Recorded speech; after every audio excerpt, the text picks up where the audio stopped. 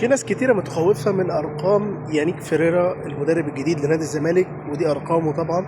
وناس كتيرة شايفة إن هو مدرب أقل من العادي وهيعمل مشاكل أحب أقول لك بس حاجة: أحسن مدرب جه الأهلي من 5 أو 6 سنين فاتوا فايلر. كلنا شايفين إنه ريني فايلر هو أهم مدرب جه من ناحية الكورة ومن ناحية النجاحات اللي عملها، ولكن هي المشكلة اللي حصلت من زوجته. مش ما علينا، دي أرقام فايلر.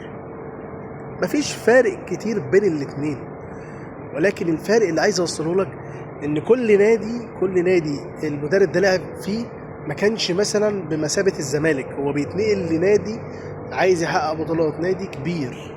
فهي دي الفكرة اللي انا جاي اقولها لك. الزمالك غير الاندية اللي هو كان بيدربها، هو بيعمل ابجريد لنفسه كبير جدا، اللي بيدرب فريق واخد بطولات معدي ال70 بطولة. فلا، انا جاي لحاجة اقوى. فالزمالك غير الفرقة دي، افهم.